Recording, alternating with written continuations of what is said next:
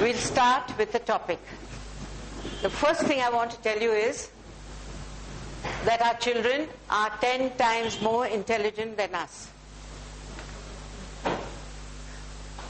Not for a minute you can fool your child. For convenience sake, I'm going to say him, but it doesn't mean him. It means her also. Yes? At the end of this, I will be giving you a printout. And you can take it home. But there's a lot of things that I do extempore. First thing, please remember, your children are very intelligent. Even a 2-year-old child will know when you're telling a lie to him.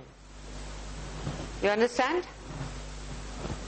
He will know immediately when you're telling a lie. Yes? So don't think that you can fool them. Our children need, I'll mention 4 important things that our children need. They definitely need time with you. Yes? Your children need the time with you. Recently I had a couple from Germany. Can you believe it? They've come all the way from Germany. And they stayed for 10 days just so that they could send their son to me. Now, do you think Germany doesn't have people like me? They must be having better people than me. But they just felt that I could do what they could not, and maybe nobody else could. Yes? Because I am dealing a lot with children. And these 2 months I dedicate totally to children because I love children. And whatever the children are up to, it's not their fault. Believe me, it is not their fault. It is. Maybe parents, yes, but unwittingly. I told that lady that because that son, and the father was a CEO of a company. What is CEO? That's right, of a very multinational company. So they were very, if they could afford to come all the way and stay in Le Méridien. Yes?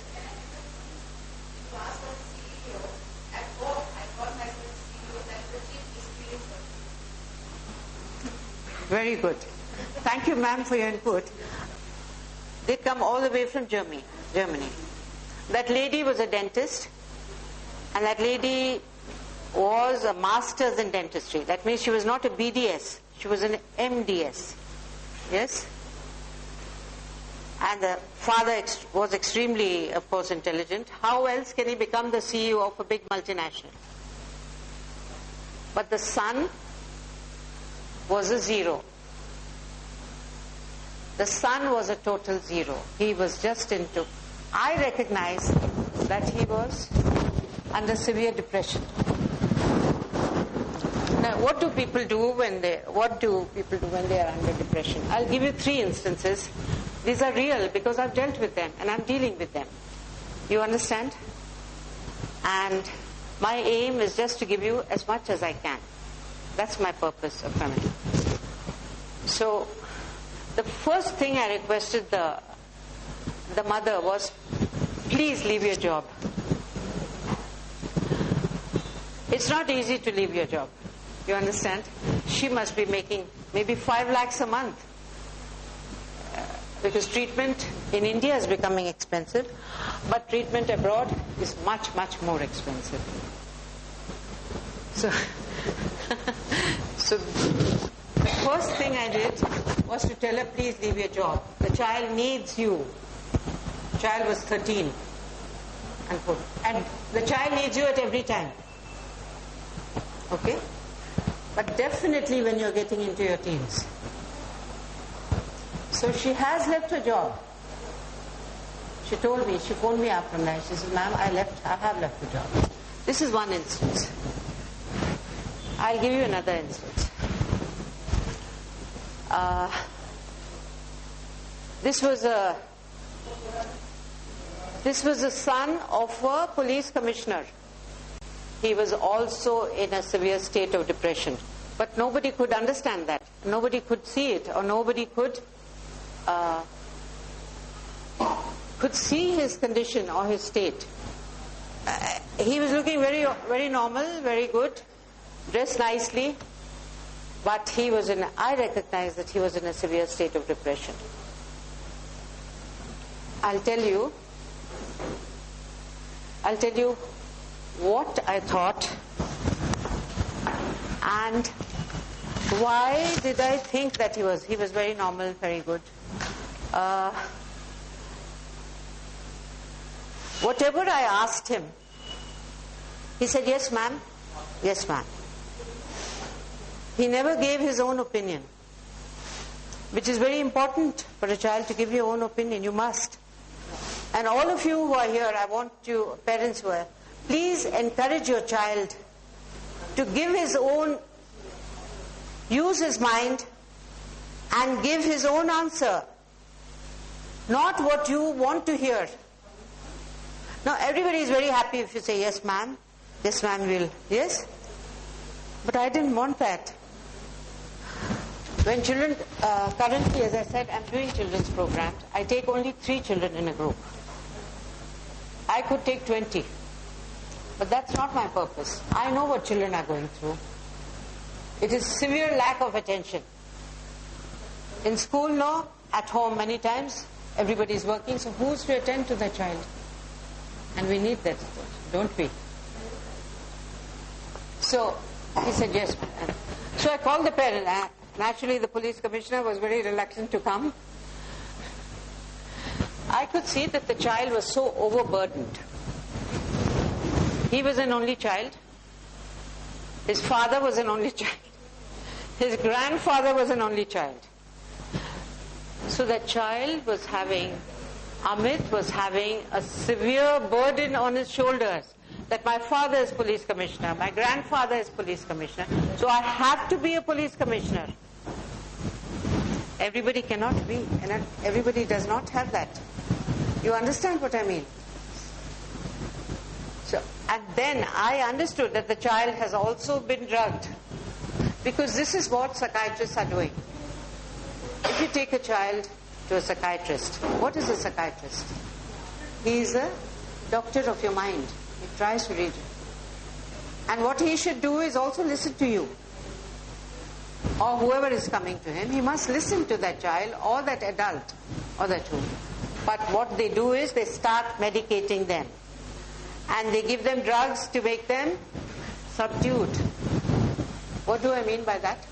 Come, Lata, tell me. Or the child is very curious. Because you see, the parent cannot give so much attention, so much time, so much energy. The energy level of the child is much higher. Energy level, yes. You're right. So you must medicate them? No, should not medicate. That's not an answer, but that's the reason why they medicate. A doctor should not do that, psychiatrist. He should not, but I think he makes his job easy and he wants to, because he wants to. Now you said she's made a very important. She said that the psychiatrist makes his job easier. That's what they're doing. Don't. The first thing that a child requires is your time.